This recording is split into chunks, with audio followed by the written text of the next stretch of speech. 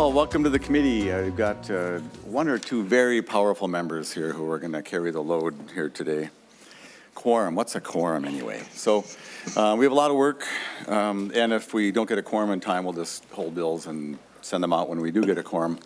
We're trying to plan ahead a little bit, schedule-wise. Just if you're curious what's going to go on, the first few minutes of these meetings will be a good time to get the announcements compared to the end. We're not going to be meeting March 2nd, which is a Monday night. We will be meeting the 9th, we expect, and potentially the 16th. And we're just trying to give you some notice so you can plan your life and not plan your life.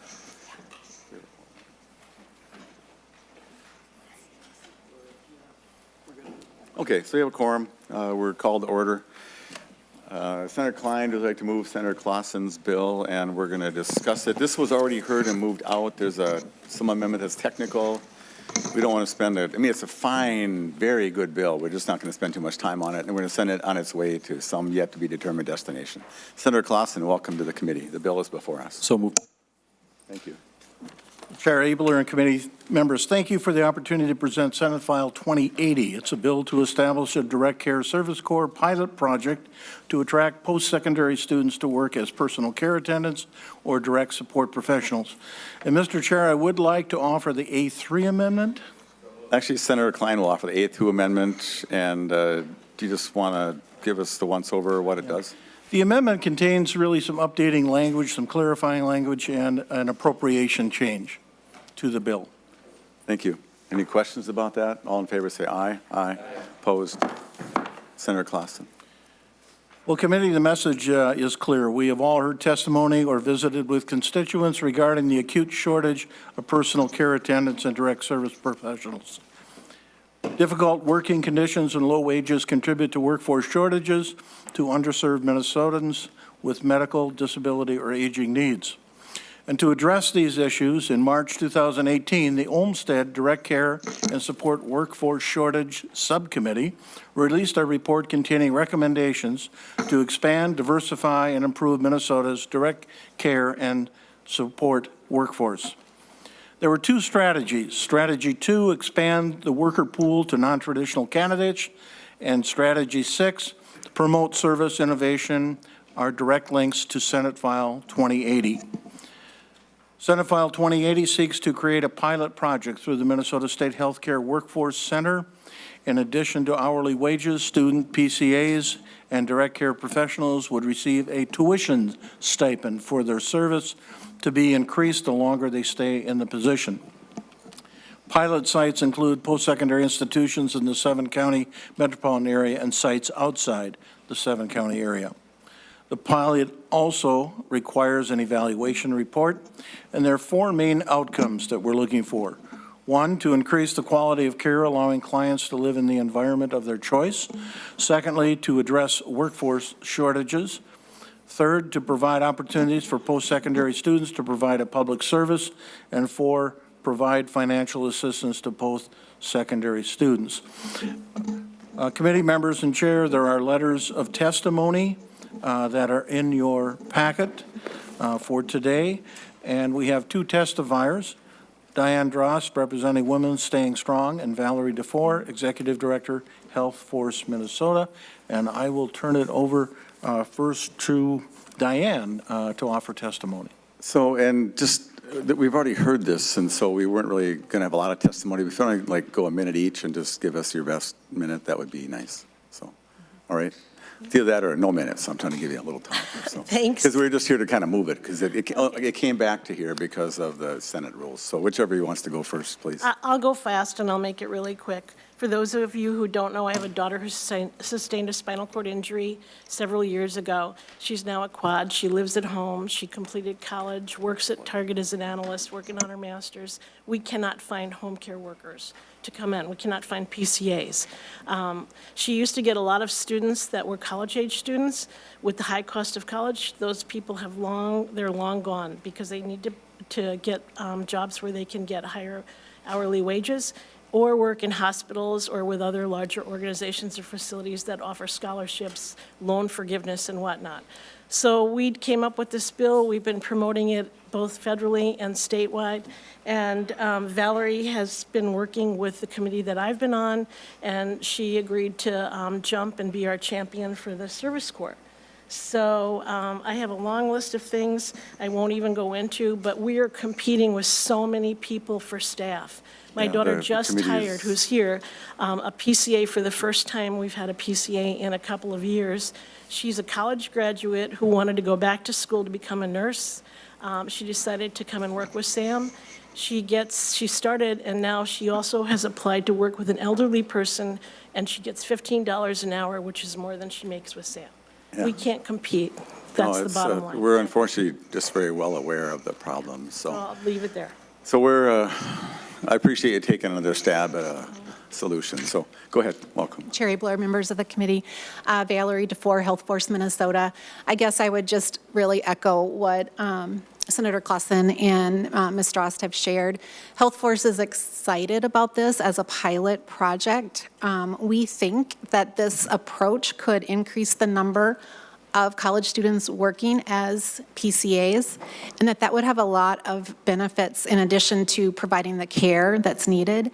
We think that would increase quality, maybe reduce costs, and then I guess in my mind, it's really a positive impact all the way around, because we would be increasing the understanding for and respect of persons living with disabilities and supporting them living the life that they want and deserve to live.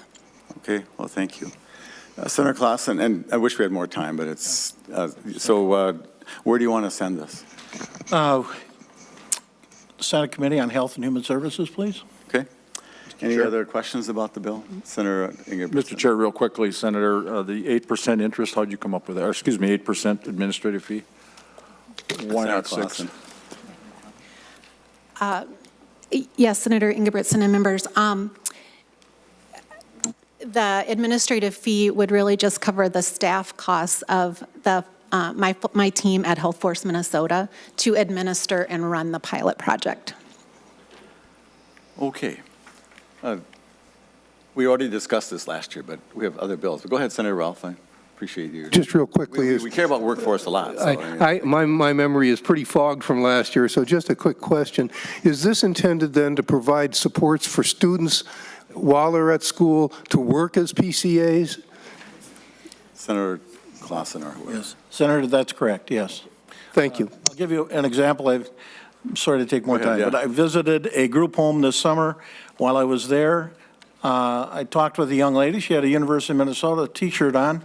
She was a member of the women's track team, and she said not only does she work there, but 2 of her track team members work there. And it started thinking that if they can do that on their own, if they had an incentive for others, it would be beneficial. And Senator Benson, Senator Clausen has asked that we send this bill to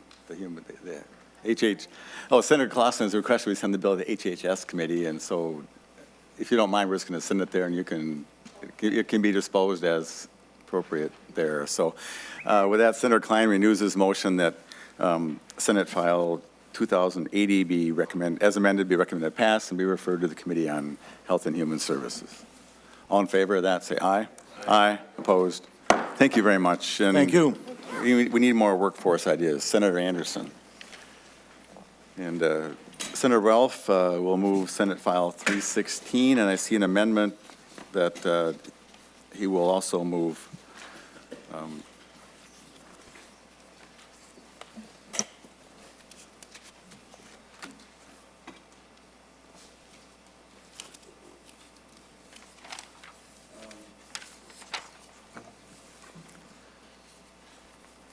So welcome. Ms. Grafson, do you just want to comment about the amendment, and then we're going to adopt that and get into your testimony? Happy to. So, Mr. Chair, I believe the amendment includes some technical changes suggested by Senate Council. It Okay. also removes a reference to the Consumer Price Index in DWS, but leaves in the Bureau of Labor Statistics. Okay, well, very good. Everybody understand the amendment? All in favor say aye. Aye. Opposed? A1's adopted. The bill's in order. You like it? Senator Anderson, welcome to the committee. Well, thank you, Senator Abler. Thank you, members of the committee. Appreciate the opportunity to present Senate File 3116. This bill is brought to us by the ARM, our Association of Residential Resources of Minnesota. I think that used to be their name. It still is. Still is, okay. So ARM focused on addressing the need to increase rates for intermediate care facilities across the state. I have several of in my district, and I visited them last year. One of them, and can see the need. They are currently 162 ICF in Minnesota, approximately caring for 1,300 individuals. And while these services do not represent a large portion of the spectrum of services available for people with disabilities, for those that call an ICF their home, they are an important part of the spectrum. For many of these people, these have been their homes for decades. The last increase ICF homes received was in 2015 with a 1% increase. The bill will support a rate increase of 5% in 2020 and in 2022, as well as provide ongoing adjustments similar to those of which waivered services receive. The bill also removes barriers that ICF providers face when requesting a variable rate and adjusts the reimbursement rate for the services during the day. And you've already recognized Sarah, but I'm going to let her speak more, again, not only on the amendment, but also to the bill. Ms. Grafstrom, welcome to the committee. Thank you, Mr. Chair and committee members. Thank you, Senator Anderson. For the record, I am Sarah Grafstrom, Director of State and Federal Policy with ARM. Our association represents more than 150 home and community-based service providers. Thank you for this hearing and giving me the opportunity to testify on behalf of Senate File 3116, which addresses variable rates and services during the day for ICF providers, as well as provides increases to ICF rates. ARM providers fully embrace the need to support the broad spectrum of support services for people with disabilities. However, as we continue to work with the legislature to address rates for waiver services, we are starting to see a growing gap in the rates that ICF providers receive related to residential services for individuals on waivers.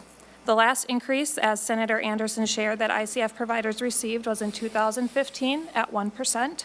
ICF rates were not impacted by the competitive workforce factor that was implemented by the legislature in 2019, although they are facing the same workforce staffing shortage that is being felt across disability services and often have staff that provide support in both an ICF and a waiver home. This issue can be demonstrated with an example from an ARM member located in the metro area. This member's services are made up of about half waiver services, half ICF services. At the end of 2019, they made the decision to increase the starting wage of all DSPs to $13.25 an hour, and as soon as the DSP passes the proper training, an additional increase to $13.75 an hour.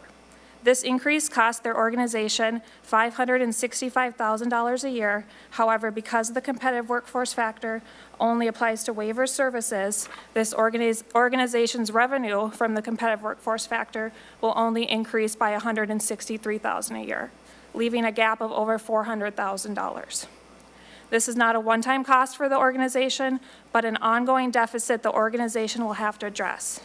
If nothing changes, by year 5, this increase will have cost the organization in excess of over $2.8 million of non-reimbursed cost, causing the organization to either operate in the deficit or rely on fundraising dollars to make up the difference. Senate File 3116 will increase ICF rates by 5% in both 2020 and 2022 and tie future increases to that of which waiver services receive beginning in 2024. In addition to this important step the bill makes to stabilize rates for ICF services, the bill also changes current policies that are in place for ICF providers. As Senator Anderson shared, current law puts restrictions on which providers are able to request a variable rate on behalf of the individual they provide support to in an ICF. Currently, providers operating in ICF with a rate that is above the 50th percentile in median rates for an ICF are not allowed to request a variable rate for any individual, regardless of any changing needs or supports. Senate File 3116 will remove that restriction, allowing for an ICF provider to request a variable rate for an individual if their needs change. We support this in each individual's case. It is those working closest with them who have the best understanding of their support needs, and the ability to respond to that should not be restricted. Additionally, this bill will allow providers to receive 100% of the rate that a DT&H provider receives when providing services during the day for an individual. An individual may choose this service option for a variety of reasons, including the need for 24-hour nursing support, health challenges presented by going out in cold or inclement weather, or because due to advancing age and/or increasing health concerns, they may by choice want to partially or fully retire from day services. Currently, providers are only reimbursed for providing this service at 75% of what the day program would have received to support the same individual. At ARM, we view ICF services as part of the spectrum of services available to people with disabilities. Senate File 3116 will help providers to provide quality supports and make sure that they are able to meet each individual's changing needs. Thank you, and I'm happy to answer any questions. Well, thank you, and I'm glad you're bringing this issue forward. I don't know how you stay in business with what you do. I don't know of an ICF provider who's thinking that it's going well for them, so. Members have comments?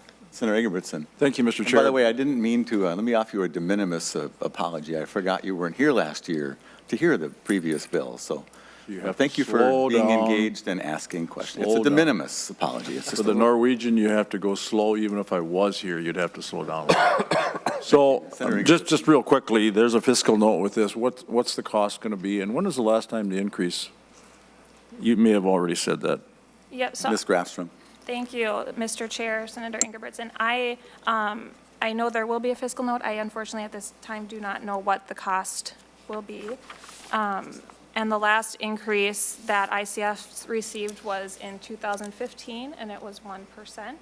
Prior to that, they were part of the 5% campaign in 2014 and got that 5% increase that all services received. Senator Ingebrigtsen.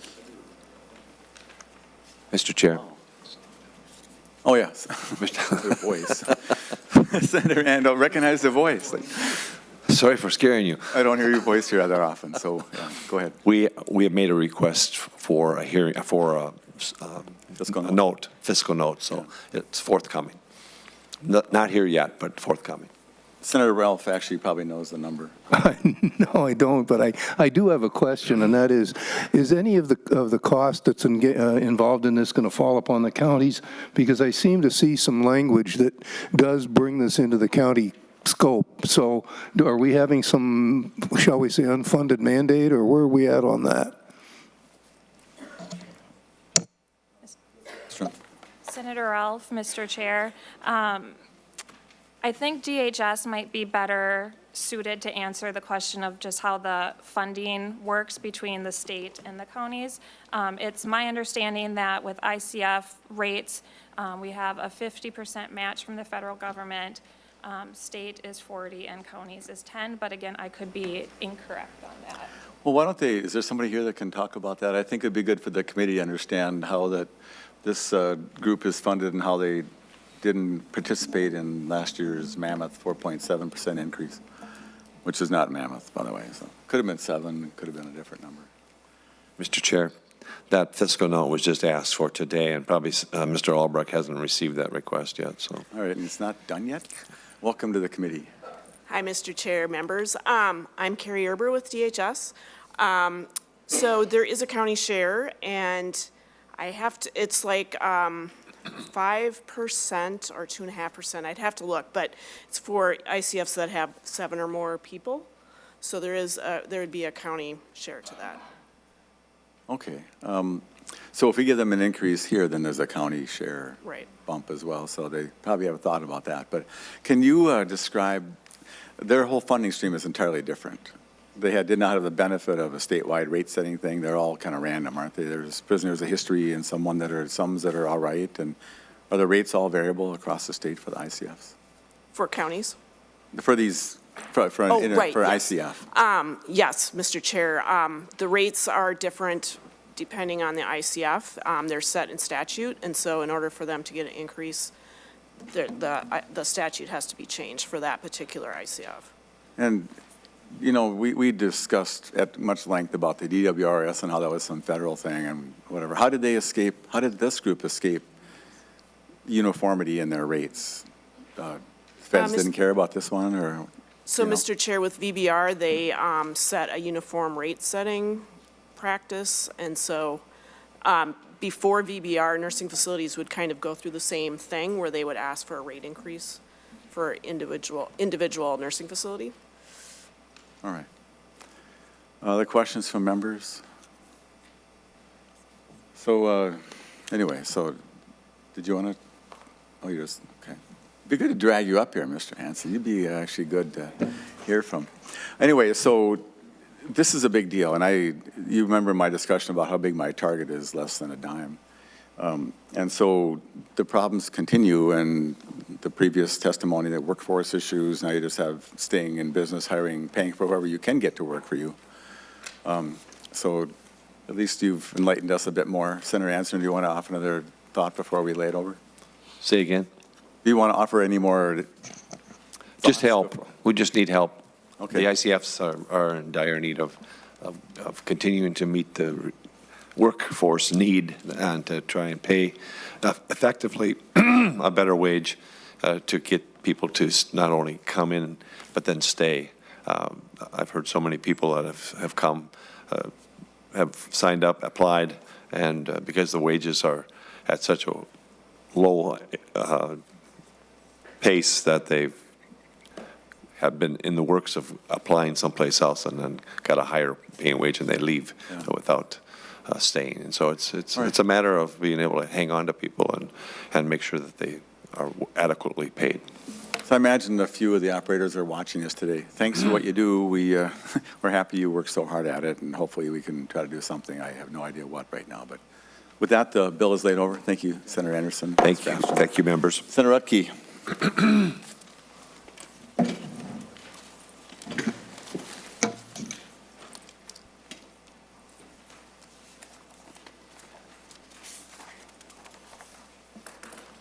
So Senator Utke moves Senate File 3227 to be before us, and that will be laid over also.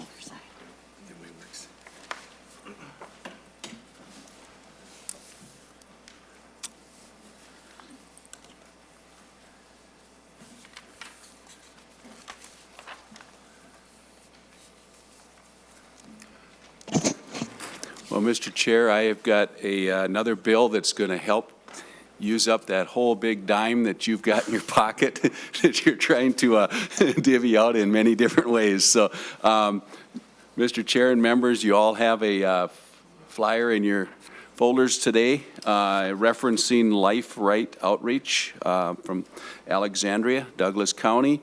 They are a men's transitional housing facility, and Senate File 3227 would authorize negotiation of a supplemental housing support rate for up to 20 beds for this provider in Douglas County that operates facilities for adult men recovering from substance use disorder, mental illness, or housing instability.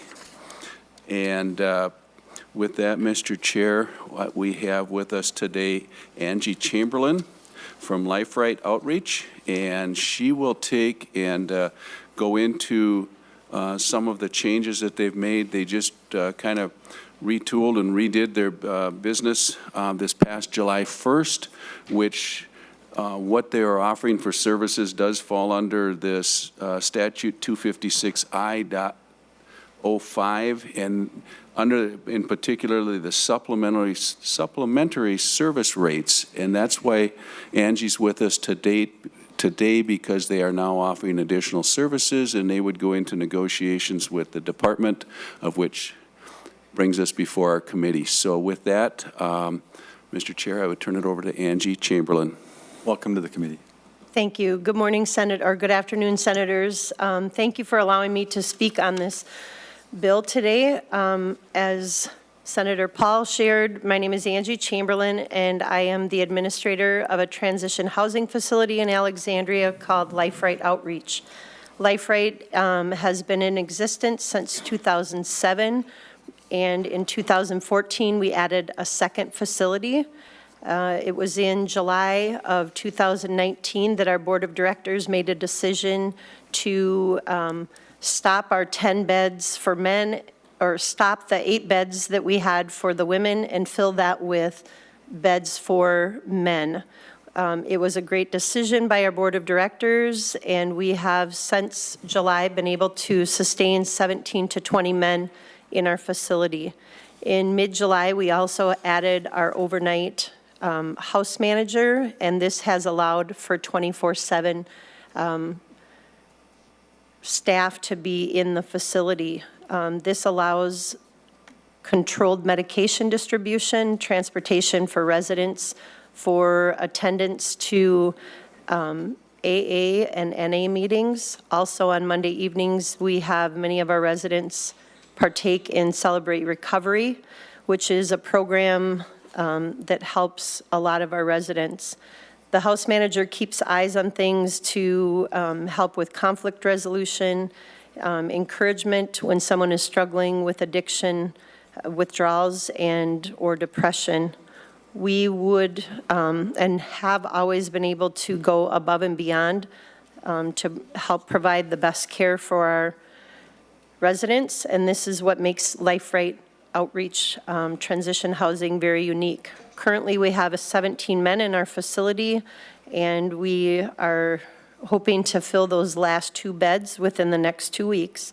Out of those 7 of the men have completed the program and are transitioning to full-time employment, and we are very excited to share that with the full-time staff, we have hopes that we could be approved for Tier 2 supplemental services, which we already provide and have been for years, but it wasn't until we gained our 24/7 overnight employment or overnight staff that we were able to look at Tier 2 supplemental services. And I understand that since the late 80s, there was a moratorium on this supplemental service. And at this time, we'd just like to ask for consideration to be put in the Tier 2 category. Thanks, and Senator Utke, I don't know if there's a moratorium, but I think we have to authorize supplemental rates, and so that's how this goes. And so everybody who has a supplemental rate has a special law in that whole long section of Okay, listing thank you. them. And so you have programming costs that will go beyond this. Pardon me? You'll have programming costs that would go beyond this. This provides the housing and then some traditional supports. Correct. For the men. It's all men. Yes, it's all men now as of July 1, it became all men. Senator Ingebrigtsen. Thank you, Mr. Chair, and I've been around this program for, I guess, since its beginning. When I was in my other life is when it started, I guess, about 2007, when I came to St. Paul to be a senator, and I've watched the transition over the years go from just a few people coming out of jail to now being a very successful outreach program with the community. The workers actually have jobs that are being sought after by the industry in the community, and what I like about it is, again, coming from my other job, is not seeing these individuals going back to that formal profession they had, and that was that of being criminals.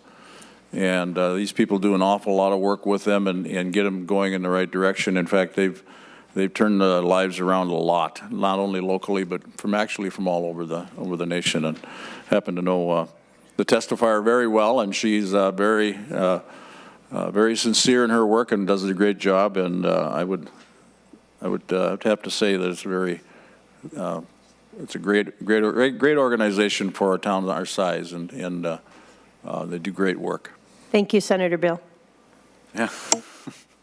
We call him Sheriff Bill here, so he's, anyway, so I think it's in the range of 100,000 or so. If it's something in the range of, you're looking for a $400 or something per month at times. Yeah, annually per resident, we're looking at an increase of $5,100. That would be the difference. And right now, the average stay is 4 to 6 months per resident. Okay. Senator Ucky, any other questions from members?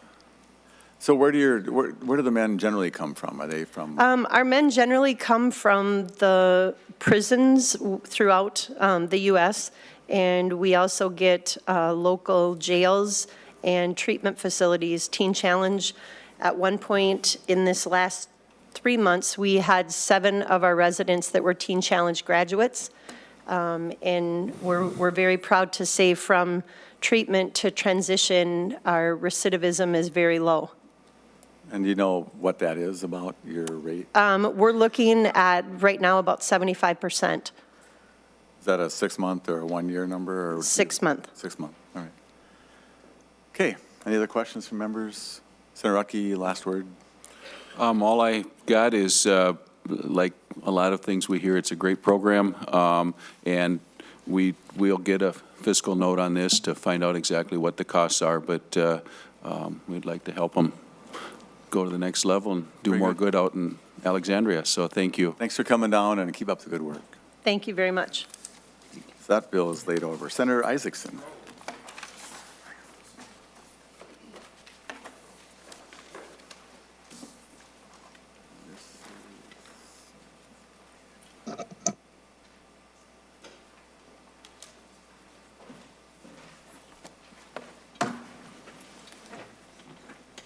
And I believe we're laying this over. So Senator Isaacson moves Senate File 3177 to be in front of us, and welcome to the front of the committee.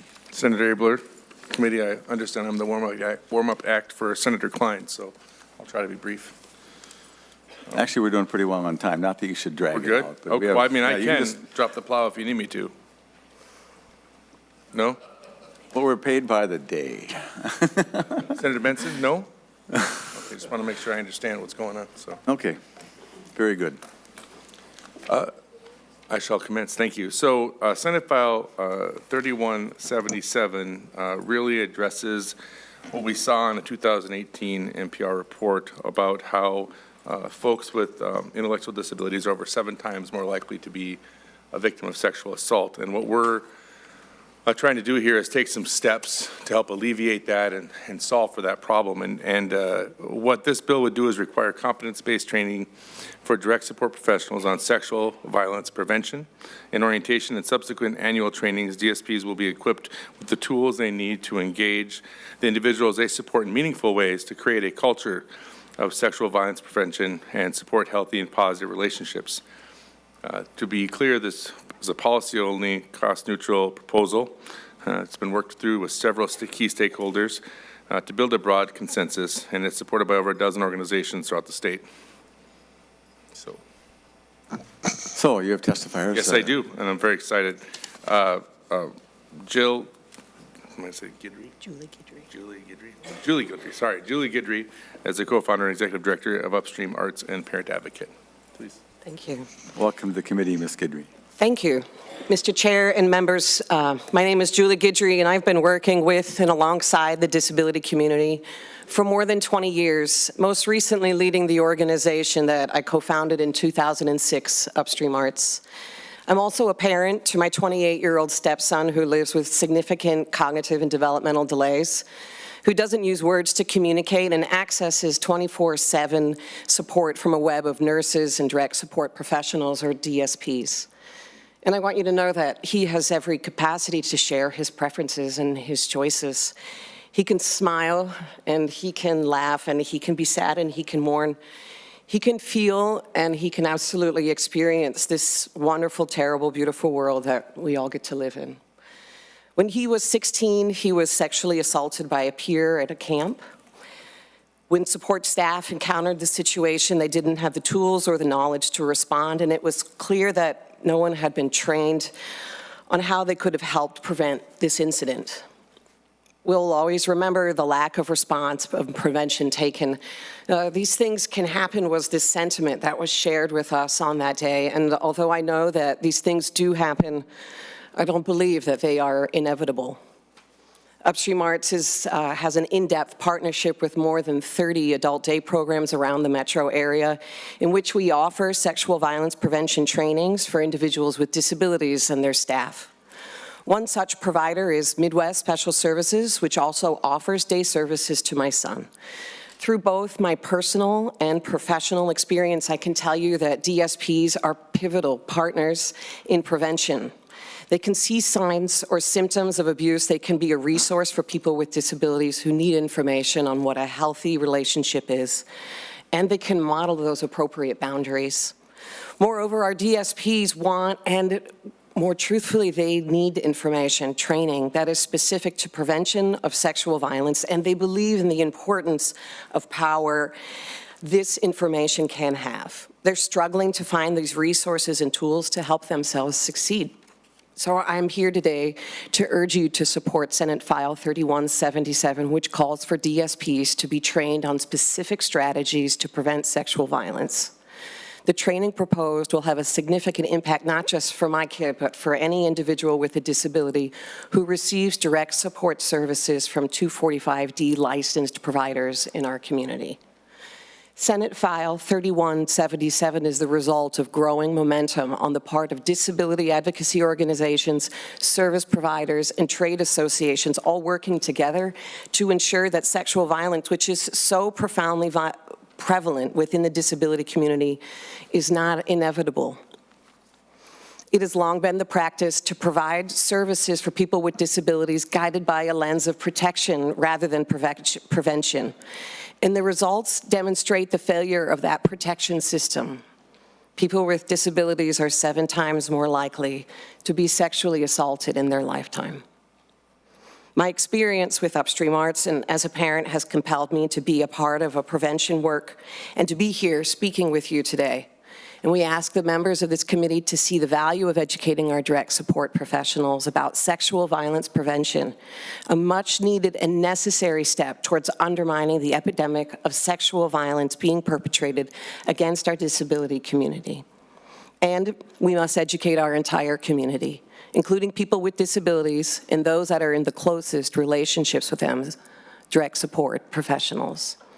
The disability community deserves this attention and support and believes in your vision to effect this change. Speaking alongside me in support of the bill today is Jillian Nelson, Community Resource and Policy Advocate with the Autism Society of Minnesota. Welcome, Ms. Nelson. Good afternoon, Mr. Chair and members. Thank you for your time today. My name is Jillian Nelson. I'm the Community Resource and Policy Advocate for the Autism Society of Minnesota. But perhaps more importantly today, I'm an autistic adult and a survivor of sexual violence. Today I want to tell you a story. I was the first for a repeat offender. She was a professional and someone I felt safe with. When I reported it, I was believed but not listened to, and nothing was done about it to protect me. It was 15 years ago, and I still have nightmares where I wake up and feel like it has just happened again.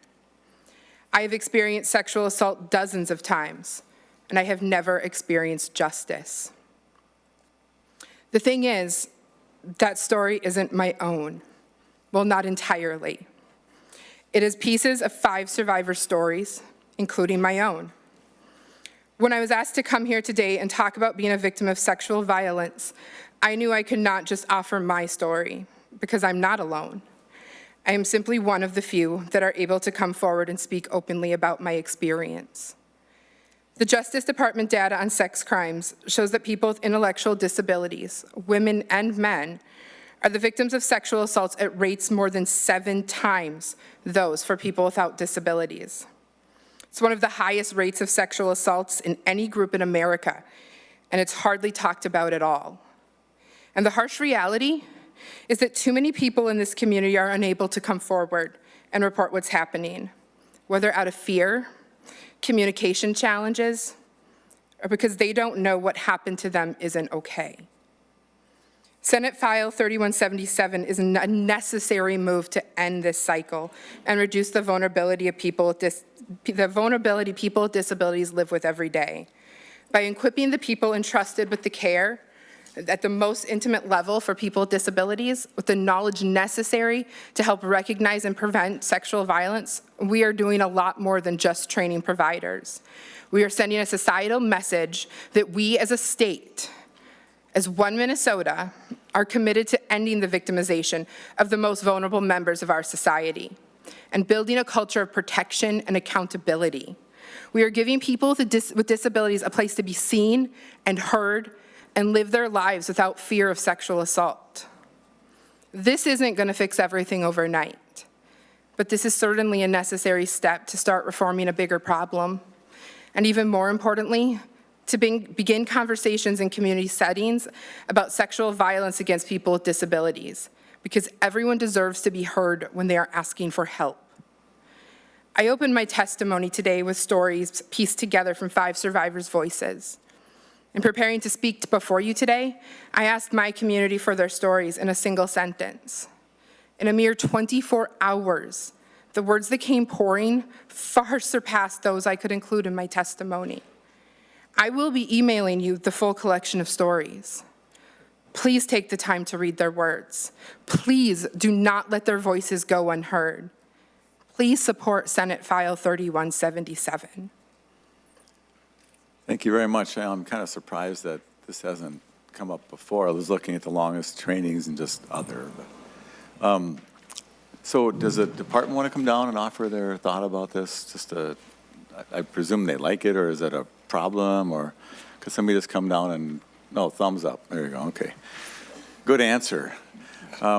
Just to be fair, is anybody in the audience that has a concern about this, that this would be unduly burdensome or somehow be a problem? And if you're nervous to come forward, you can talk to me later. But we're laying it over for the time being. Senator Isaacson, go ahead. First, I just want to thank both testifiers for courageous, as you may or may not know. Jillian's a former student of mine from years back in college, and I'm really proud of what she does and the work she does and the advocacy she does. And the courage it takes to come up here and share those kinds of stories is not easy. And I hope that we will remember that as we move this bill through to hopefully an omnibus inclusion, and then we can have a further discussion. But we got to change the culture to start with and work on other solutions as we go, and this is a good first step. So thank you. Senator Ralph, then Kiffmeyer. Just one question. In reading through the bill and the various things that we're supposed to be orienting on, it's quite a laundry list. Has there ever been any, what's the word I'm looking for, requirement in terms of hours or the actual amount of training that is necessary? This looks to be kind of a loose framework here that it just says that within 60 calendar days of hire, unless stated otherwise, license holder must provide and ensure completion of orientation sufficient to create staff competency, et cetera, et cetera. And this laundry list has gotten pretty long. I think this addition to it, I'm a co-author on the bill, is critical. But I'm just concerned about how we're kind of, if not nothing else, following up on the effectiveness of the orientation, or if there have been any standards for measurement of how well this is working. Go ahead, Ms. Guidry. At this time, it's all competency-based. There's no hourly requirements for any of these professional development trainings. And it certainly isn't designed to be burdensome by any means for the providers. We know that people, particularly direct support professionals, have been asking us for these particular trainings with the instinct and the sense that to do nothing is far more costly at this point than anything else. Senator Kiffmeyer. Thank you, Mr. Chair. I have a few questions, and in general, I would say that this happening to people with developmental disabilities when they're particularly vulnerable is very, very disappointing because they don't have some of the usual capabilities to defend themselves or to deal with things in their situation. One of my questions is, and maybe staff can answer this, Mr. Chairman, are they eligible for cameras in their personal rooms, as well as we've had a bill last year in regards to our seniors as well? Are people with developmental disabilities in these homes, in these situations, are they also eligible to have cameras? Anybody want to take a stab at that one?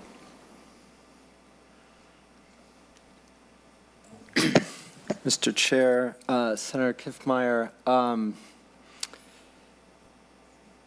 the bill last year was about assisted living facilities and housing with services. So to the extent that there are individuals with developmental disabilities and so forth receiving services in those settings, then the camera language would apply to those settings. You may recall that one of the arguments being made last year during the electronic monitoring debate was whether the language was necessary at all. And I think that remains an open question, whether people can install cameras on their own in any setting, so long as they don't violate existing law. Senator Kiffmeyer or Senator Benson, you want to go ahead? I'd be glad to have Senator Benson weigh in on this. Senator Benson.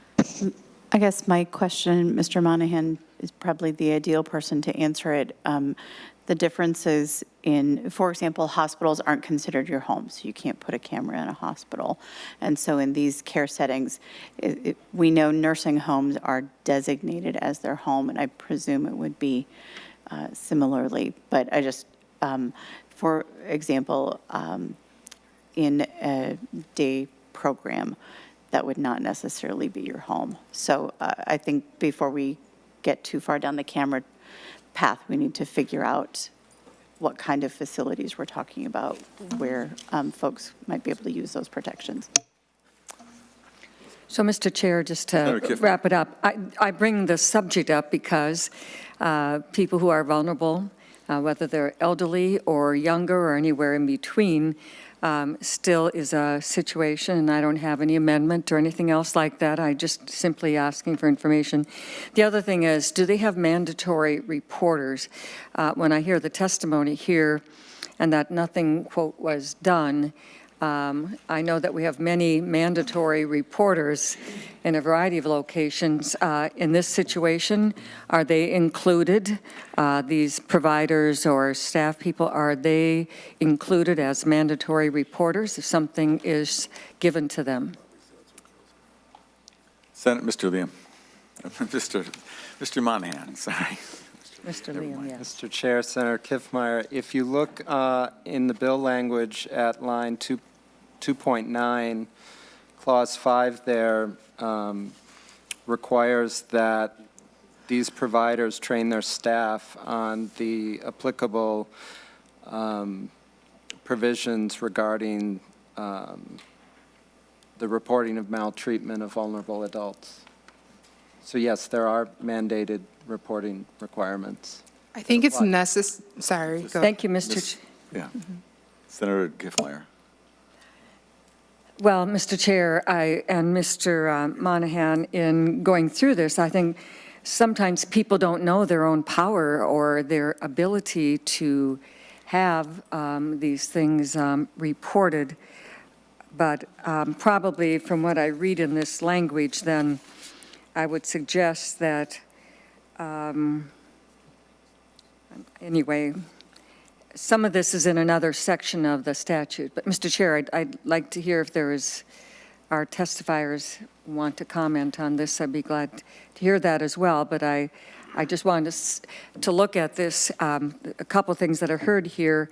One is a deterrent. By having cameras in your personal space, it can be a deterrent and help prevent, and then mandatory reporting should it happen. So just putting it on as a question for right now. Well, thank you, and I think there is quite a bit of responsibility on the provider. The section that Mr. Monahan cited was about maltreatment. This is kind of like upstream prevention sort of things. But Ms. Nelson, like, you have a thought you wanted to comment? I'm good. Okay. It's passed. All right. Senator Isaacson. I was just going to say that I think you bring up an important point, Senator Kiffmeyer, and I just wonder, with the kind of complications that come from who's committing the crimes and then whether or not they're being reported at all and the lack of reporting going on, that it makes it more complicated with the mandated reporter and who finds out and knows about it when the mandated reporter might be the one causing the problem in the first place. So Yeah. I think we got to think more about this. Like you said, it's upstream and it creates a cultural shift going on. And that'll Yeah. hopefully hope for some more accountability down the road, too. I remember I was able to get something passed that allowed their client to choose the gender of their staff.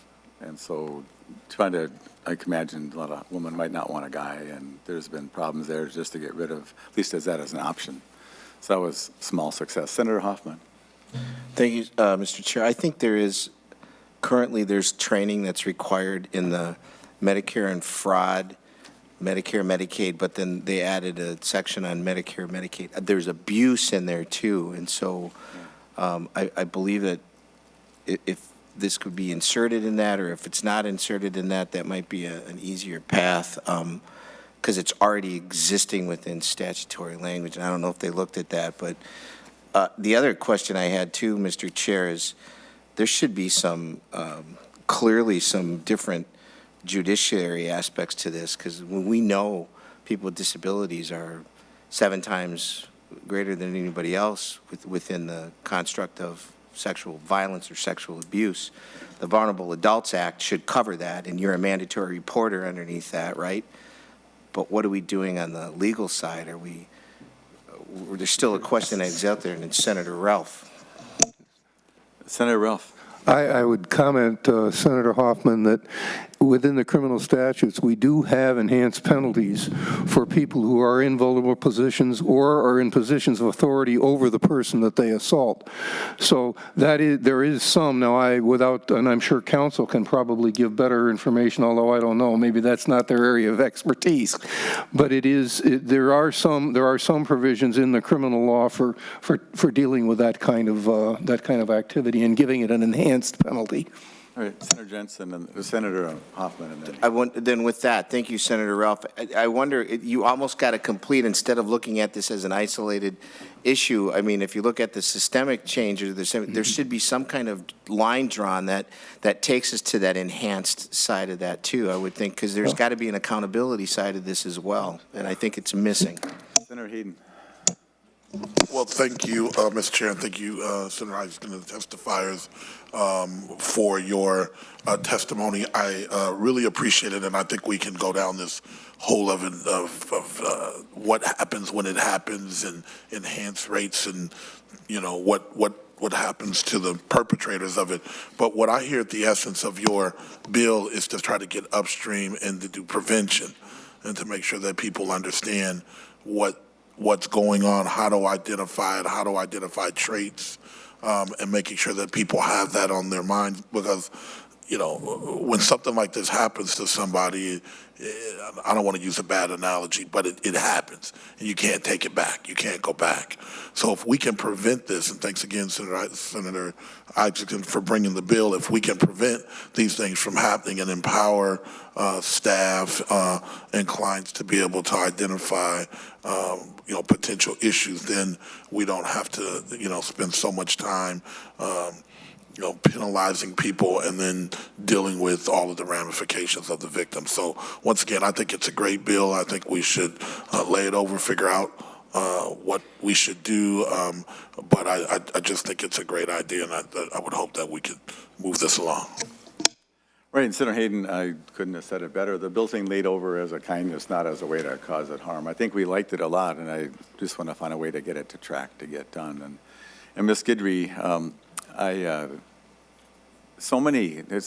having sat here for a while, it's remarkable to me how many nice, good things happen because somebody suffered a tragedy, and how a parent felt like they had to pick up the ball and carry that to help somebody else not become harmed. And so I encourage you to keep up the good work, and I'm sorry that you even had to think about this.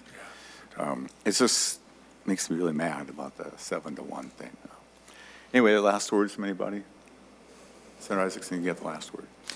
I echo what both Senator Hayden and Senator Hoffman talked about. There is more work down the road that needs to be done. This is the first volley, and I think we're going to do some good work with this and then look farther down the road, so that's good. Very nice. Well, it's laid over. Thank you very much for good discussion. Senator Klein.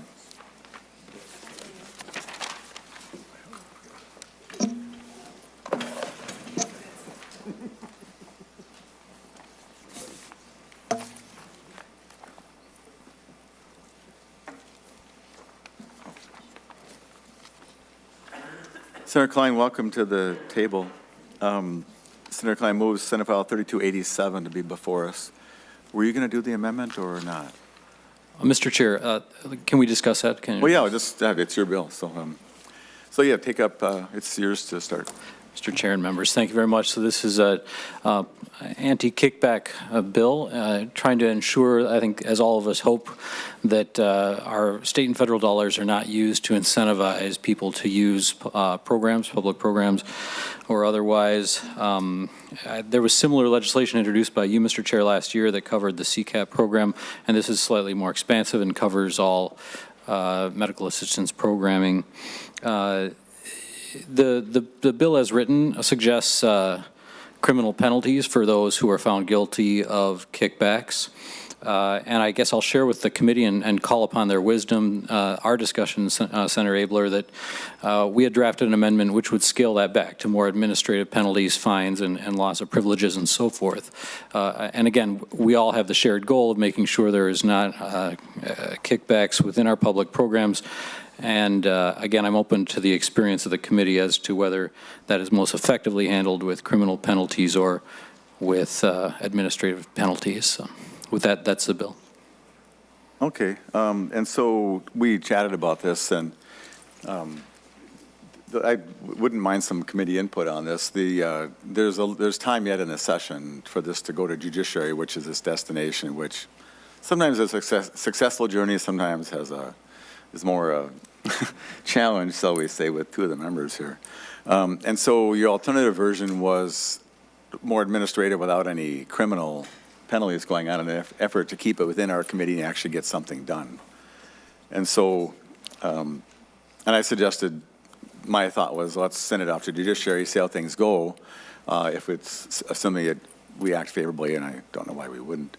And then time moves along, nothing happens there, we could consider the alternative version, which actually is floated here in front of us. So, people have comments about that?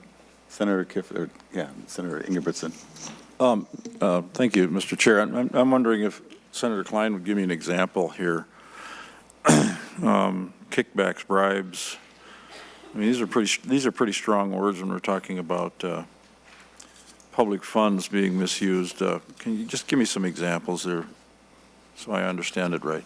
Senator Klein. Mr. Chair and Senator Ingebrigtsen, and I can phone a friend from the department, but my general sense is that this would be, for example, if you ran an adult daycare program and you offered people, $50 if you come to my program, and they were using our state tax dollars to pay out those types of incentives. And actually, you have testifiers, so why don't we get Mr. Zempel and the department down here, Ms. Modi, and they'll actually set the stage. So thanks for the preliminary chat. So let's, whichever wants to go first would be great. Welcome to the committee.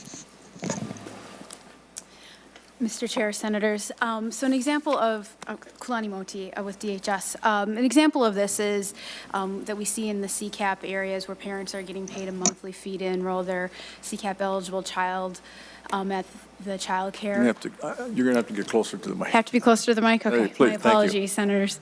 And sometimes child care assistants or child care services are being provided, and a lot of times they're not.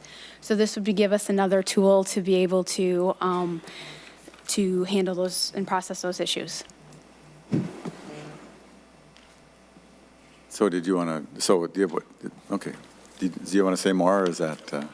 We have other, I thank you, Chair. To the bill. We do have other examples. It does happen in adult day services as well as in PCA and ARMS. And so this would be also to give us another ability to take sanctions and or actions against them without going through the criminal route. So do you see evidence, I guess that we're back to the reason for the bill. Do you see circumstances where you haven't been able to act because this particular law was not in effect? Mr. Chair, members of the committee, Chris Zempel with DHS. We started working on legislation to address this and have worked with multiple stakeholder groups, across both Medicaid and CCAP funding. What we've seen at the department is behavior that, at least on the Medicaid side, may violate federal anti-kickback statute, but because we don't have any legal authority at the state level, we could not take action on it. Yeah, that's what you're looking for, Senator Ingebrigtsen, was that question, I think. Senator Hayden. So I was, well, thank you, Senator Klein, for bringing the bill forward, Mr. Chair. I just kind of, so I have a question because it seems expansive, right? It's growing beyond. It's just like the impetus was kind of the obvious things that people had found in the CCAP world, in that world, in that frame of reference. But this looks like this is going much bigger. So, for instance, hypothetically, what if you had a chemical dependency organization that had a relationship with the sober housing group, and they were paying the sober housing group to house the person who was in treatment? And sometimes those relationships happen. Do you guys think that that would still be permissible if this bill became law? Ms. Moti. Mr. Chair, Senator, it could be, would be my first answer, but this is also mirrored on what the federal statute is right now. And so given that chemical dependency usually primarily also is in the federal world, it could already be a violation under federal law right now. So I mean, we've for the criminal side of this and for the language that we used here, mirrored very similar to almost identical to what the federal statute is. And so if it would be problematic or considered an anti-kickback under the state one, it already would be under federal law as it stands today. So, Mr. Chair, and Senator Hayden. our testifiers, let me ask you a more direct question. So is the scenario that I just laid out, is that breaking federal law? I wouldn't be able Ms. Moti. Mr. Chair, Senators, I wouldn't necessarily be able to answer that question today. So, Mr. Chair, well, thank you guys. I mean, I think, and Senator Klein, we didn't get a chance to really talk about this, but I'm just a little concerned of the expansiveness of what this would do. I don't want anybody to get any kickbacks or do anything illegally, but people have practices that they do each and every day. So I think it would be helpful, especially because the department has brought the bill, to be able to understand what the practices are throughout the whole Medicaid system, how people are operating, and then at least give people an opportunity to know or to be able to identify if what they're doing today is breaking federal law, since you said that this bill is going to parrot or mimic federal law. So I just feel a little uncomfortable if you're unable to answer the question, because there's a lot of folks out there that may be in violation of the law. They may be practicing and not recognizing that this is a problem. And if we're going to align state and federal law together, we should be able to answer those questions and get that out to those providers. Mr. Zempel. Mr. Chair, Senator Hayden, I think there's a few things in there. First, here today, the bill before us isn't the department bill, and I know there's Senator Klein's bill. There's the amendment that we've provided some technical assistance, and then we also have the bill that was brought last year by the department. So we have a number of different scenarios under the bill brought by the department, and some of the technical assistance we provided to Senator Klein. We've worked to ensure that on the Medicaid side, that we are not only directly reflecting federal law, that we're actually pointing to federal statute. So as the federal statute's updated, that would be reflected in state law. Another thing is that under federal law, there is a safe harbors list for specific types of behaviors. And currently, to your particular question with the substance use provider, they'd have to look to that safe harbor list to see if that behavior was allowed or not. Senator Hayden. Well, thank you. I appreciate that. It still doesn't get me to where I'm trying to go, but I imagine this has it's got to travel somewhere else, I would imagine, or it's not like hit it to the floor. So maybe we should just try to work on that. I just know that I just heard some concerns about that, and people wanted some clarification. And I think March has a letter out here. I'm not exactly sure. I haven't been able to read it in detail or even talk to their folks, but I just would hope that we're not creating unintended consequences with this piece of legislation. Senator Klein, to your question about which version, the first version as introduced creates a penalty, a criminal something or other, and people go to jail or have fines from whoever. The second version is a DHS internal solution. They're disqualified from the program. It's actually probably a softer level of, effect. And that would go to Senator Benson's committee to be worked through, which you're also on. I think that might make some sense. And then I think if we needed penalties more later, I'm just giving you counsel. I don't think I think that might not be a bad idea, where we keep it as we're disqualifying that providers are doing the wrong thing. They can't be a provider. They're not going to go to jail necessarily, which, does anybody behave better if they're thinking they might go to jail? These people don't think they're going to jail anyway. We just don't want to have them be wasting our programming money and so on. So why don't you move the amendment just to get it before us, and then we'll talk about that, and then the committee can offer you some counsel. So, Mr. Chair, I think that's quite wise and the right guidance, both so that we have time to respond to the concerns of March and the concerns that Senator Hayden has brought up, and also just because of your experience in this area. So I offer the A1. So, and this puts it on DHS. And so people, let's talk about that. We've got a few minutes left on this bill. Is that more comfortable? Senator Hoffman. Yeah, Mr. Chair, I think so. I think Senator Hayden brings up a valid point, because we talk about parent participation in whatever, and sometimes, a parent participation in a program folks might consider giving a Cub card or something that would get or pay for, child care outside of the inside. Those types of situations are flexible to the needs of families. And when you use word like any, and you start to get really, I think it expands it, just as Senator Hayden is saying, at any item or service, all of a sudden it starts to do interpretation, and that means I can't help the participant by providing a gas card or a gift card or something that would bring that person there. And if they're saying that's a violation of federal law, I don't think it's that constringent, the federal law. I think there's some flexibility in there when it comes to that, as long as it drives toward those outcomes. So I think there needs to be a lot more work on this, specifically if you're using words like any. When you start using any, that leaves it up for interpretation. And it's not reasonable, Senator Ralph. Reasonable, right? Yeah, so let's speak to the amendment. But Senator Kiffmeyer.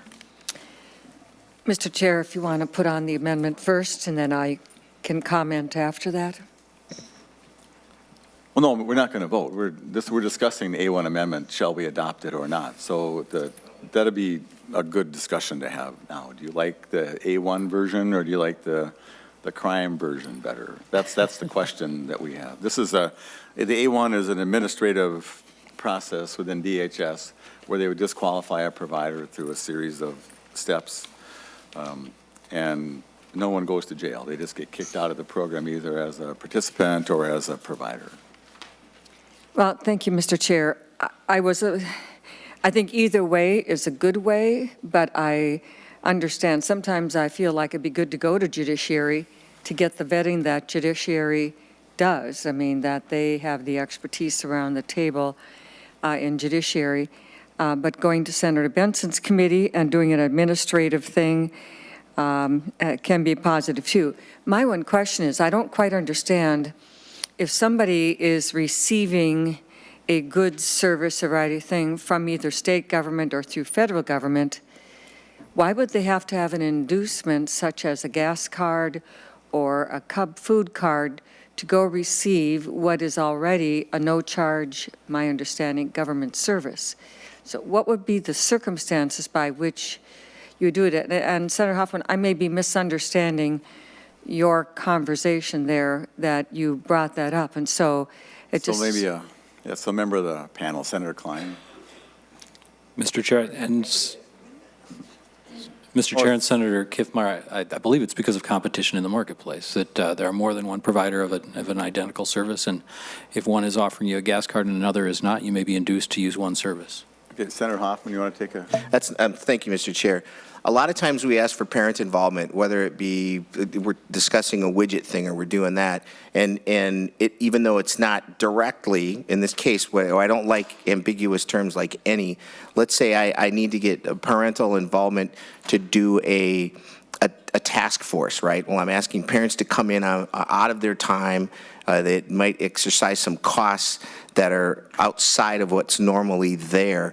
And in this case, I know some organizations that when you bring in a parental task force or you bring in, a group of individuals, you might have a child care cost. That's outside of that federal program, but even though it might be part of those federal program dollars, you're not doing the incentive to say, hey, come to my program, but once that it's there. So my point is, anytime I see the word any that expands it and it leaves some flexibility onto how am I going to be able to assure I'm getting some kind of parental involvement in something outside of that regular program, but because you're using the words indirect or using the words any, somebody might interpret that, right? There's a might clause there, might interpret that to say, oh, well, we can't do that anymore. Well, if that's the case, then we won't have any parental guide groups or something like that that would be outside that. I'm just thinking of the expansive side, Senator Kiffmeyer, not necessarily that direct service side. Senator Ralph. Thank you, Mr. Chair. I'm still a little bit troubled or confused here. You've referred to the finding that there were some activities taking place the department has observed. There's some activities taking place. I think you alluded to that, but really didn't get into any specifics. I guess my question is, in this particular area, child care and I'm sorry. It's actually all the programs, Senator. Well, what, is this actually occurring? I mean, are there people actually, I mean, I find it very, very problematic to think that there would be people in the daycare, for example, in a daycare facility, going out and paying people to come to their programs when, especially right now, we have an extreme scarcity, if you wish, of daycare programs. So I'm just trying to get an idea of the scope of the problem that we're trying to attack here, because I think that may govern in some respects how deep in the weeds we get with it. Ms. Modi. Mr. Chair, Senator, yes, we do find it, I wouldn't necessarily say it's widespread, but we do see it in the CCAP program area where parents are induced by getting a monthly fee and then they don't actually take their children to the child care center and they just go home. And so we are seeing that, and we are observing that when we are looking at the different centers. It is also occurring in the Medicaid world as well, and so sometimes we are able to refer it out to the federal prosecutors for them to be able to take a look at it, see if they want to bring charges federally as well. So, Mr. Chair, have there been any prosecutions by the federal authorities in this area? Ms. Modi. Mr. Chair, Senator, I would have to get back to you on that. I believe so, but I would want to double check and be able to get back to you on that one. So here's what I think. I would, I'm only one vote here, but I would suggest that we add the A1 amendment and send it off to Senator Benson's committee so it's in our jurisdiction. I don't know we're ready to criminalize stuff because we don't want it to happen. And I think that if we needed to criminalize it later, we could once we realized you need a bigger hammer. But I think the incentive to not get kicked out of programs and maybe get a fine or whatever they're going to do would be significant while we sort this out. And I'm glad it's not going to the floor, but I think there's a really good author on this. And that's my thinking. Senator Ingebrigtsen. Thank you, Mr. Chair. I just want to be clear that this is not the dust-up there was months ago about CCAP. I mean, those people are actually being investigated. That doesn't have anything to do with this. This would go through an administrative disqualification before it would go into a criminal, if it was strong enough to be criminal? This doesn't change any of the current penalties. This adds one more device the department would have to try to go after somebody who's actually inducing people to go to a certain place, and because they're getting kickbacks to do that. Okay. And the only kickback standards now are federal, and this gives them a state lever. And I think, and so there may be some more conversation to be had from the public, and I think I would suggest that you spend time with Senator Klein and others who are interested in this. And so hopefully Senator Benson will have time to take this up in her committee. And then That's my suggestion. So let's vote on the A1, and we'll see what people think. If the amendment goes on, it's going to Senator Benson's committee. If it doesn't go on, it's going to judiciary. So you have a say in this. So do you understand the vote? So all in favor of the A1, say aye. Aye. Aye. All opposed? Okay. Nobody wants to send it to judiciary, Senator Klein. They must like you. Yeah. And so that amendment is adopted. I think we've discussed this pretty well. Senator Ingebrigtsen wants to discuss that a little bit more. Just one more point I'd like to make. I have been actually following up on the CCAP with the Bureau of Criminal Apprehension. I don't know if you know that or not, but besides the arrests that have been already made, there are 18 files still open. So it is being still looked at, just so everybody knows that. Yeah. Thanks. And it's too bad we have 18, but it's good that we have 18 if we need 18. So yeah, those are follow-ups, and that doesn't mean they're cases yet. I mean, that's right. Yeah. No, but I think that good operators don't even want to go near there, so they're not tempted. And I think if the operators that are operating outside the law realize they might actually get cracked down on either by this or by other ways, then hopefully they'll not do it. So that's key. We need to make sure every penny is going to where it's supposed to go. So with that, Senator Klein renews his motion that Senate File 3287 as amended be recommended to pass and be sent to the HHS committee. All in favor of that, say aye. Aye. Aye. Opposed? Very nice. Thank you. That was a good discussion. Absolutely appreciate all your help. And Senator Hoffman, thanks for helping me out again. I just always like to have the best authors.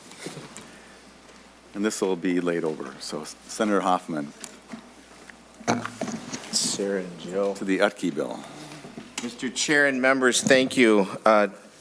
This is just a continuation conversation what Senator Abler, you as our state representative in 2013 and 14 started, and we continue on that path of trying to make sure our DWRS payment rate and respite care issues are taken care of. And so, members, Senate File 3118, it addresses just two services that are having issues, the individual home supports with training and the unit respite issues.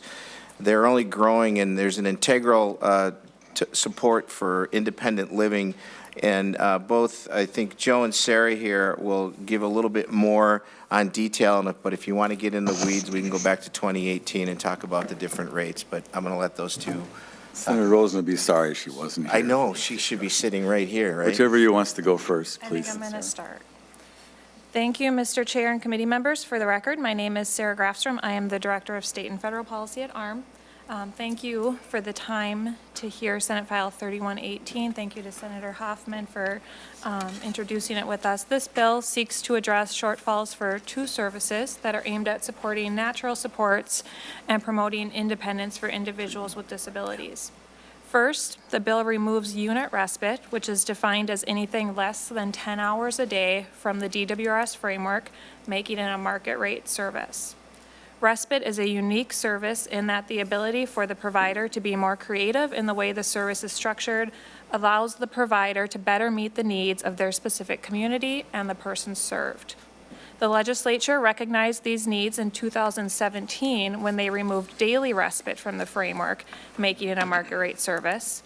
It allows the service to be designed for the individual served, who can have a wide range of and level of needs, and for providers to create a program that meets the unique needs of their community by including factors of transportation, staffing availability, and other factors.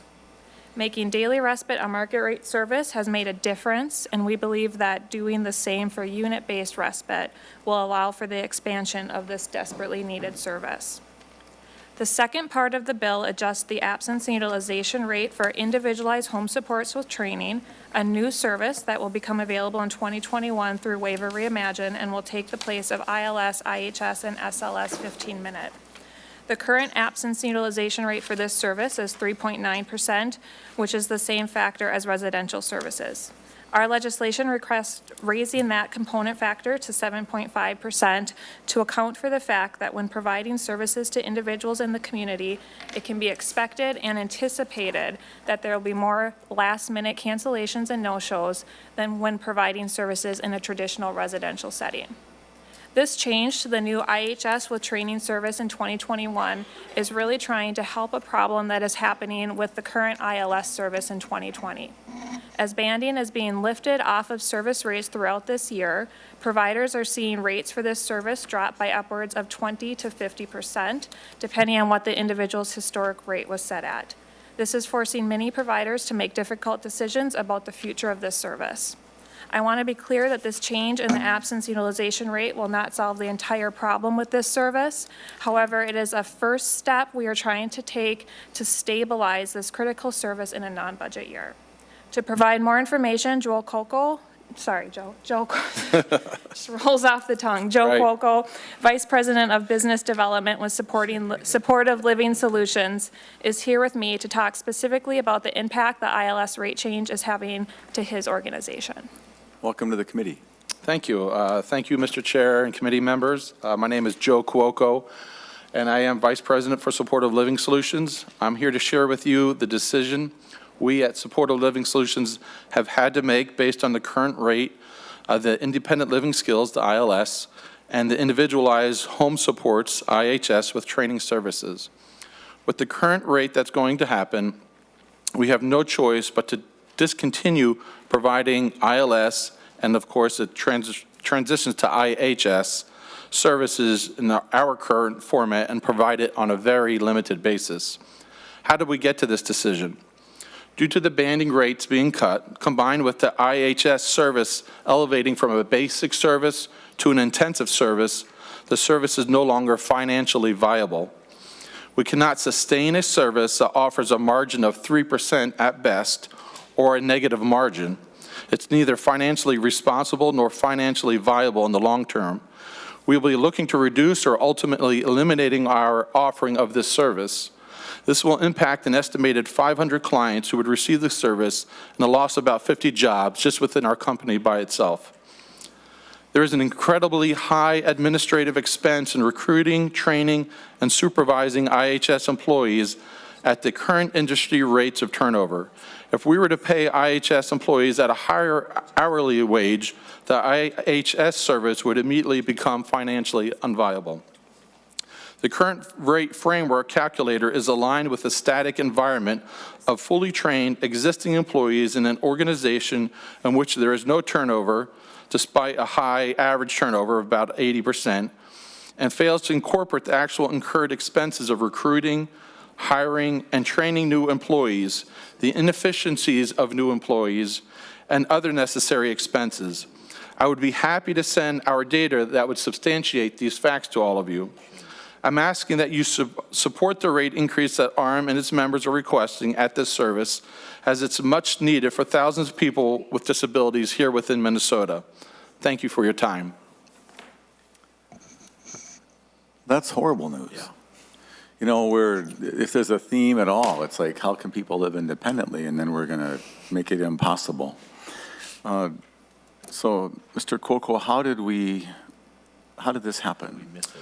How did the current line, is it all because of the banding and they just didn't figure this rate out right? The banding was a huge impact. We were getting paid at a rate of about 14, I'm going to guess the change, $14.50 for the 15-minute increments. And with the increase that we recently received, there's your data. Oh, thank you. With the rate increase that was received last legislative session, the compatible workforce wage rate that was increased, we are now at about $11.40 per unit. And with that, and we have the breakdown of what DHS's framework has and what they believe it should work, with, and then we have the actual cost, the breakdown of what it actually comes out to, and it doesn't match up. Mr. Cuoco, how did this little slice get so harmed financially?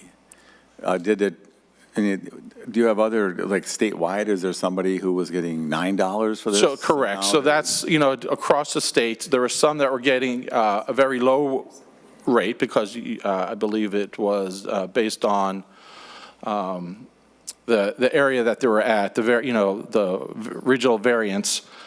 So they were at very low. The Metro was very high, and so our numbers got slashed. And, we're paying, with the ILS currently, that's switching over to IHS, we're paying $15.50 an hour for wages, $16 an hour for wages. And with this new rate, we would have to drop it at least to like $12.50 to $13 an hour. And even then, it's just, there would be no profit. I mean, Mr. Chair, you own a business, and I know that you would not go into a business knowing that there was a 3%, at best, a 3% margin of profit, because all it takes is one issue, and that's done. And that would be at the best. We're not working at the best. And so, it's devastated a lot of us that are offering this. So the Metro, IHS, and ILS, they're all just going to not exist pretty soon here? There are, Mr. Chair, there are those that will continue offering it, and speaking with those organizations, they're going to be supplementing a lot of that with some of their other services, which we don't think is a good business model either. And we have done that as well with some of our other services where we've taken money that, maybe it's a more profitable area and supplement it so that we can continue providing services. We just can't do it on this one. There's just a line that we face as an organization. We're like, we can't support this. No, I get it. So, Ms. Grafson, do you know what this costs about if we did your bill? Just a ballpark number? Mr. Chair, I do not have a ballpark number. I don't have a fiscal It's like estimate. 2 million or 20 million or? This was not brought forward ever, so there's no comparable fiscal note.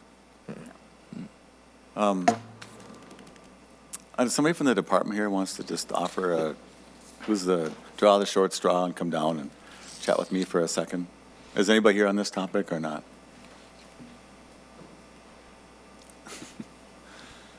All righty. Yeah, Mr. Coco, you can just step aside. I just need, yeah, so that's fine. So you can stay here, sir. So this is, so it was, introduce yourself. Good afternoon, Mr. Chair, members of the committee. My name is Colin Stemper. I'm the supervisor of the fiscal policy team at the Disability Services Division at DHS. So are you aware of this?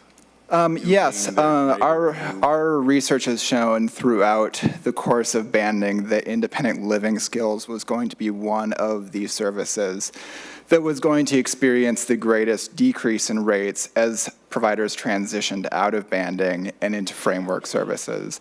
However, we also have a number of providers who have been providing this service at the framework rate during banding. And in fact, we've seen the number of providers providing this service in the metro area quite flourish during the banding period.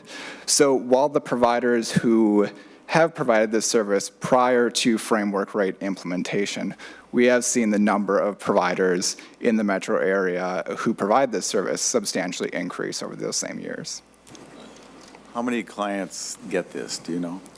I don't have that figure off the top of my head, but we can follow up with that figure for you. Well, it's on our mind suddenly. So I'm interested in clients who get it now and those who would like to get it. Because you've been sitting through our chats here and you know that I'm personally persuaded there's not enough people, not enough money to do what needs to be done for these fantastic human beings with what we got going here. And so we need to find a way to give them more independence. And the only way to do that is to help them do that when they're independent. So you're the messenger, so I don't know, maybe it's your fault. Maybe you're like the real guy. You're the man behind the curtain. Finally, we found him. But so this is really important. And if we cannot help, I don't know anything about Mr. Coco's finances, but I do know him to be a straight shooter. And that if he's having a hard time with he's pretty clever and he's actually choosing to work in your environment, that I'm concerned about others who didn't come. And so that, the projections might not be as good as they think. Ms. Grafstrom, did you want to offer a thought? Yeah, Mr. Chair, I was just going to add to Mr. Semper's point that while we may be seeing the service increase, what I'm hearing from many of our members is, to Joe's point, it's because it's being offset. The loss is being offset by other services that they're providing. A cross So- subsidy from somewhere else. So, Mr. Chair? yeah, Senator Hoffman. I think Ms. Grafson was going to send this around. It would be worthy of you to take a look at, and other members, because it kind of shows a highlight of just what that means, especially when you get into the organizational expenses and the regional variance factor stuff that's in there. This was a shock to me to see that this was happening, but we know that if you're taking 500 people anecdotally out of independent living, your first reaction was my first reaction, and it also goes to if somebody has to cut their hourly rate to the people, especially in the metro, to $12.50 an hour, they're not going to find employees for that. So it's an overlook, and I don't know why. And Mr. Stemper, so we're just talking. I'm sad and a little upset, but not with you, unless I find you're that guy behind the curtain. Is this? We talked about the different buckets. Was this kept whole as a unit of service, or was it blended into a whole bunch of other units of service? Is it clear? So a bit of history maybe on kind of where this bill is going and kind of the history of this component in this bucket of service. So this service, independent living skills and individualized home supports, is part of the unit-based with programming service bucket. And in a 2017 legislative report, we identified the different absence utilization factors by bucket across the entire DWS system. At that time, the legislature, with the exception of the day services, applied a standard 3.9% across all the different buckets, although our research at the time that was in our 2017 legislative report found a absence utilization factor closer to where this bill describes today. So that's kind of, I think, where Ms. Grafstrom has come to the number that's in this bill today. And this, we're going to wrap up pretty quick, but I remember when we developed this service, we were the 3 employment services and independent living because we were trying to go that way. I said, please price it at retail because I want to draw people to do this. Right. And they said, oh yeah, no problem. And so I guess you want to define retail more carefully next time. But what's on our mind, so it will be Senator Hoffman and I and others. We just need to, we can't have this independent living department or system collapse in the metro. And I'm happy it's apparently strong in greater Minnesota, but we don't want to, take that to make the metro whole. So we just need to, we're just committed to helping each individual have the best possible opportunities they can. So. Well said. Senator Hoffman, you get the last word. I don't get the last word. That was well said, Mr. Chair. You're right. As we look to all of our conversations throughout all these years has been how do we get people independently in the community, right, with the supports needed and necessary. And this just kind of says, whoa, right? Yeah. So I appreciate your work on this. And thanks to all the testifiers and all the bill. This bill is laid over. And we'll get a fiscal note soon so we can even know how deep the hole is. Ms. Grafson. She's going to send out that sheet that she had, which Mr. Coco, thanks. And thanks to all the people who testified on all of those. I think it was a very good hearing, and we had a lot of broad-ranging discussion. See you Wednesday. We're adjourned.